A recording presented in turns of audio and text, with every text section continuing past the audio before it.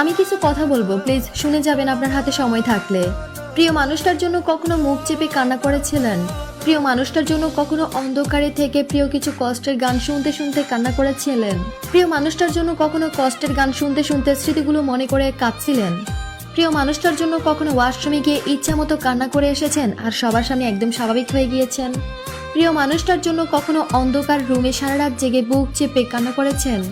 অতীতের সেই স্মৃতিগুলো ভেবে ভেবে কি কখনো কান্না করেছেন? বুকের বাঁ পাশে কি কখনো খুব খুব বেশি ব্যথা অনুভব করেছেন প্রিয় মানুষটার জন্য?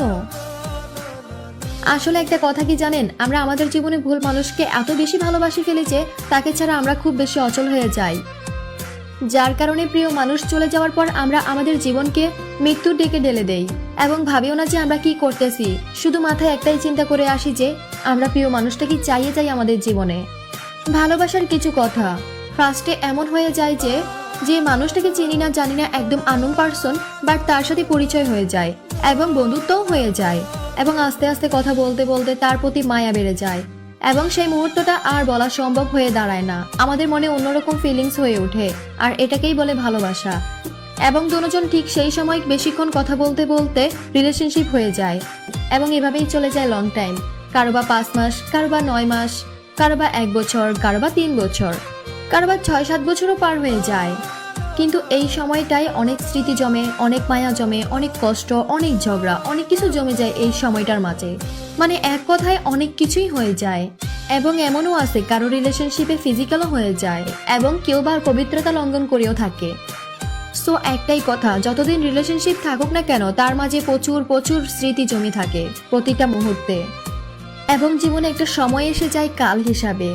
রিলেশনশিপ হয়তো মেয়েটা বা ছেলেটা দুইজনের একজন আর কন্টিনিউ করতে পারে না, ঠিক সেই সময়টাই হয়ে যায় জীবনের একটা কাল হিসাবে দাঁড়ায়। দুইজনের একজন বেমানি করে ফেলে আর রিলেশনশিপটা রাখার সম্ভব হয়ে দাঁড়ায় না তাদের, দেন আর রিলেশনশিপটাও থাকে বা কারো জীবনে নতুন কেউ চলে আসে, আর কারো বা বিয়ে ঠিক হয়ে যায়, আর কারো বা মধ্যবিত্ত ফ্যামিলির কারণে আর ছেলেটা বা মেয়েটা তাদের রিলেশনশিপ কন্টিনিউ করতে চায় না। ধরে নিন এক সময় একটার কারণে ছেড়ে চলে যায় কিন্তু ফেলে যায় ওপারের মানুষটাকে, আর ঠিক ছেড়ে যাবার পর এমন সময় এসে দাঁড়ায় কান্না করা, না খাওয়া, শুধু কান্না, চুপ করে থাকা, কারোর সাথে কথা বলতে গেলেও তাকে শুধু মিস করা, আর তার দেওয়া মিথ্যা স্বপ্নের কথা ভেবে ভেবে নিজেকে আর কন্ট্রোল করতে পারে না। খুব কষ্টকর সময় এসে দাঁড়ায় জীবনে এবং সেই সময়েই মানুষ মৃত্যুকে খুঁজে। বাট প্লিজ ভাই ও বোনেরা, যতই কষ্ট পাও কখনো নিজেকে মৃত্যুর দিকে ঢেলে দিও না প্লিজ। জীবনে একবার সেই সময়টা পার করতে পারলে অনেক ভালো হবে তোমার জন্য।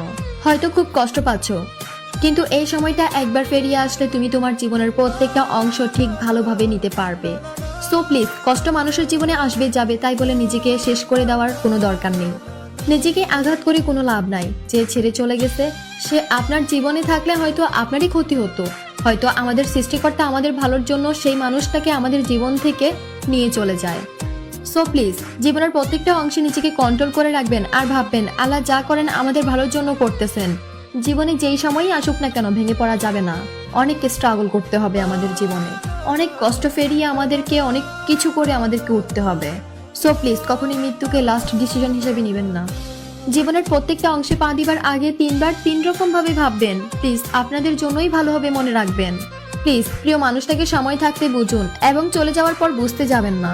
এবং প্লিজ, কেউ স্বপ্ন দেখিয়ে পরে মিথ্যা স্বপ্ন হিসাবে ঘরে তুলবেন না, এইটাই আমার অনুরোধ আপনাদের কাছে। অ্যান্ড সবাইকে ধন্যবাদ আমার কথাগুলো এতক্ষণ পর্যন্ত শোনার জন্য। সো আমি আজকের মতো এখানেই বিদায় নিচ্ছি। আশা করি আরেকটি ভিডিওর মাঝে হাজির হব আপনাদের মাঝে। সো ভিডিওটি শেয়ার করে পাশে থাকবেন। আল্লাহ হাফেজ।